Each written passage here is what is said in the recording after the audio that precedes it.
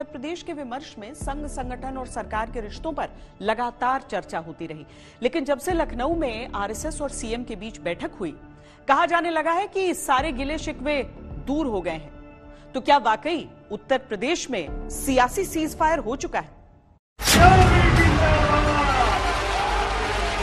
जम्मू कश्मीर में विधानसभा चुनाव की तिथियां घोषित हो चुकी हैं।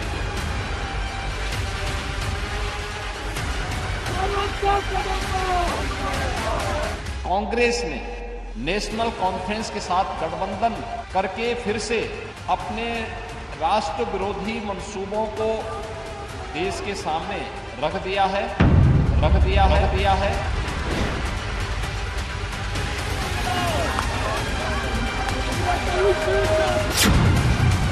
क्या कांग्रेस जम्मू कश्मीर के युवाओं के बदले पाकिस्तान के साथ वार्ता करके फिर से अलगाववादी ताकतों का समर्थन करती है? इस गठबंधन से कांग्रेस का आरक्षण विरोधी चेहरा भी देश के सामने आया है।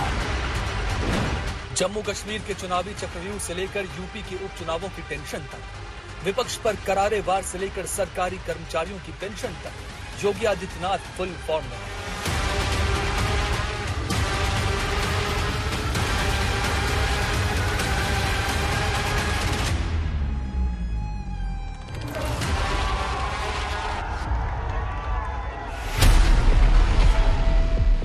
घरेलू मोर्चे पर अदावतों के अंत की तस्वीरों में मुख्यमंत्री की जय जय है।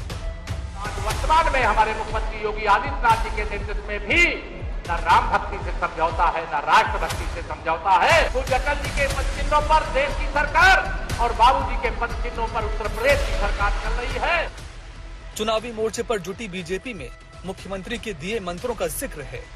मिल्कीपुर का चुनाव जीत करके अयोध्या से एक संदेश दिया जा सके कि वास्तविक जो जनादेश है वो भारतीय जनता पार्टी के पक्ष में है, और योगी जी का जो उत्तर प्रदेश में कानून का राज है, विरासत और विकास का जो यहाँ पर नारा है, वो भी नारे के साथ सभी कार्यकर्ता मिल्कीपुर के चुनाव में जुटेंगे और चुनाव जीत करके एक दूरगामी संकेत, दूरगामी संदेश मिल्कीपुर के माध्यम से अयोध्या की जनता देने वाली है। बुलडोजर ने गरजने की पुरानी गति फिर पकड़ ली है।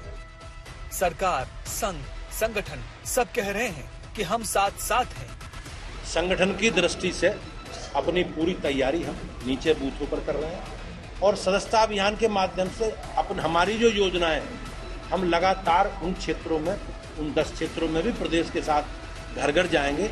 हमने पूरा संगठन का स्ट्रक्चर अपना खड़ा कर लिया है। यूपी के मोर्चे पर योगी आदित्यनाथ बीजेपी नेतृत्व का झंडा थामे सबसे आगे खड़े हैं। जो मतभेद थे वो मिटते दिख रहे हैं। मनभेद की बातें भी किनारे लगी हैं। दरारों में समन्वय का सीमेंट भरने में संघ, संगठन और सरकार तीनों जुटे हैं। लोकसभा चुनाव के नतीजों के बाद यूपी बीजेपी के आत्मविश्वास की गाड़ी जो पटरी से उतरी हुई दिख रही थी, उसे फिर से पटरी पर लाकर दौड़ाने की कवायदें चल रही हैं। संगठन से सरकार तक, सरकार से प्रचार तक, मुख्यमंत्री योगी रणनीति के केंद्र में।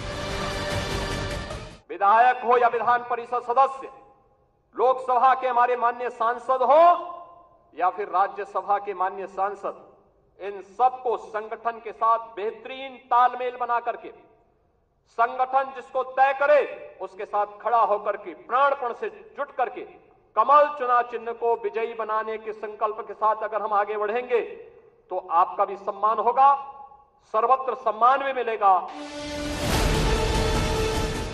27 की सत्ता का सेमीफाइनल कहे जाने वाले 10 सीटों के उपचुनाव की रणभेरी बजने को है। संघ ने बीजेपी को भरोसा दिया है कि नीति से रणनीति तक, रणनीति से प्रचार की राजनीति तक साथ चलेंगे। बीजेपी पुराने तेवरों में लौटती दिख रही है तो विपक्ष ने भी बढ़ती चुनौती के मद्देनजर सियासत का अध्याय खोल दिया है। बीजेपी से मुक्ति होने का मतलब है तमाम परेशानियां, दुख, संकट से मुक्ति होना। और अब जिस बात को हम सब लोग कहते रहे कि संविधान और आरक्षण पर निगाह है भारतीय जनता पार्टी की, उन्हें जब मौका मिलता है आरक्षण से खिलवाड़ करते हैं। जल्दी ही विधानसभा के आम चुनाव होने वाले हैं, तो इन वर्गों के लोग न बीजेपी को माफ करेंगे, न कांग्रेस को, न अन्य पार्टियों को माफ करेंगे, क्योंकि इन्होंने इस बार जो 18वीं लोकसभा के आम चुनाव हुए हैं उसमें इन वर्गों के लोगों के साथ बड़ा विश्वासघात किया, धोखा दिया है। मैं चाहता हूं कि उत्तर प्रदेश में हर वर्ग की इज्जत हो, हर वर्ग की रिस्पेक्ट हो और न्याय सबको मिले, इसलिए मैं यहाँ आया हूँ। यूपी उपचुनाव के युद्ध के लिए तैयार है। चालें चली जा रही हैं, दांव पर दांव है।